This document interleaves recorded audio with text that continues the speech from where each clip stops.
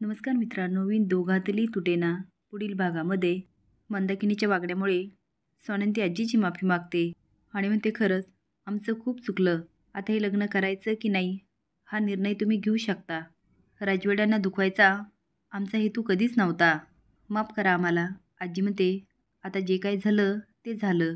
तुम्ही आता ह्या बांगड्या सोडवा आणि त्या ज्वेलरीचे पैसे परत करा. बाप म्हणतात, रोहन हिला ते पैसे परत करायला सांग. रोहन म्हणतो, आई प्लीज तू त्यांचे पैसे परत करून टाक. स्वानंदी म्हणते, ऐकतेस ना, पैसे परत कर. मंदाकिनी रडत म्हणते, पैसे नाहीत माझ्याकडे. आता मात्र सुष्मिता चांगलीच हादरते. स्वानंदी म्हणते, पैसे नाहीत म्हणजे? अगं त्या बांगड्या गहाण टाकून तू त्यांच्याकडून पैसे घेतलेस ना, मग ते कुठे आहेत? मंदाकिनी म्हणते, माहीत नाही मला. स्वानंदी म्हणते, अगं माहीत नाही म्हणजे? बाबा म्हणतात, रोहन हिला सांग हिचे नाटकं बंद कर आणि ते पैसे परत कर. रोहन म्हणतो, अगं आई काय चाललंय तुझं? तुझ्याकडे पैसे नाहीत मग गेले कुठे? एकतर पहिले मलिकाला शपथ दिलेली असते आणि दुसरं म्हणजे सुष्मिताने पैसे घेतले हे काही तिला सांगता येत नाही. आता मात्र सगळेच थकवतात आणि लग्नाचं वातावरण अजूनच चिघळतं. समोरून तो, आजी आता तूच सांग हे लग्न करायचं की नाही आणि तुझा निर्णय अंतिम निर्णय असेल. पण आजी म्हणते, आमच्या वेळेस वेगळी गोष्ट होती. जे मोठे सांगायचे तेच आम्ही करायचो आणि आत्तापेक्षा परिस्थिती वेगळी होती. पण आता तसं नाही, काळ बदलला. आता स्वानंदी हो म्हणून मान हलवते. आजी म्हणते, आता ज्याला लग्न करायचं तोच निर्णय घेईल. स्वानंदीला म्हणते, त्यामुळे आता जबाबदारी मी समर आणि आदिरावर टाकते. त्यांना लग्न करायचं असेल तर ते करू शकतात, नसेल करायचं तर नाही केलं तरी चालेल. स्वानंदी समरला म्हणते, तुम्ही जो काय निर्णय घेताल तो आम्हाला मान्य असेल. खरं तर ह्यामध्ये आमची काहीच चूक नाही, पण आता जे काही आईने करून ठेवलं ते आम्हाला मान्य करणं भाग आहे. याचंच वाईट वाटतं की आदिरा आणि रोहनचं एकमेकावर खूप प्रेम आहे.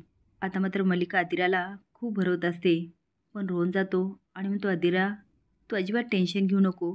तुला जे योग्य वाटतं ना ते तू कर. पण आता काय केल्या समर आणि आदिराला काही निर्णय घेता येत नाही.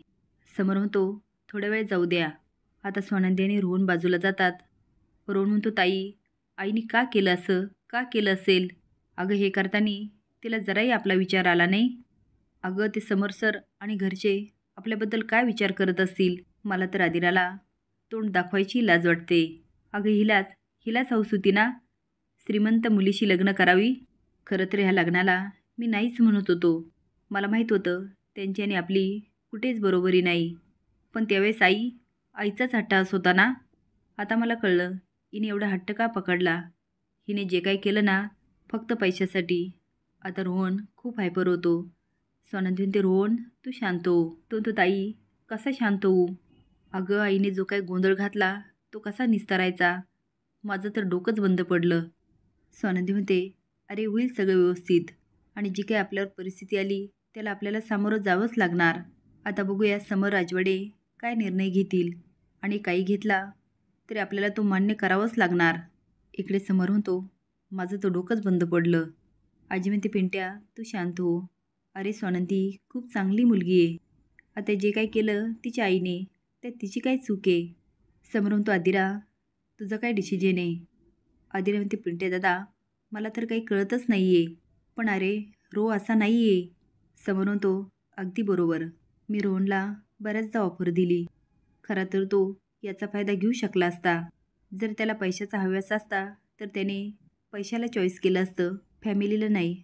पण त्याने तसं नाही केलं. त्याने त्याची फॅमिली चॉईस केली. आदिरा म्हणते, येस पिंट्या दादा यू आर राईट. आणि अरे नंदुताई पण किती चांगली आहे. ती लग्नाला तयार झाली ते फक्त आमच्यामुळे. पण मला एक कळत नाही, जेव्हापासून लग्न ठरलं तेव्हापासून काही ना काही घडतंय.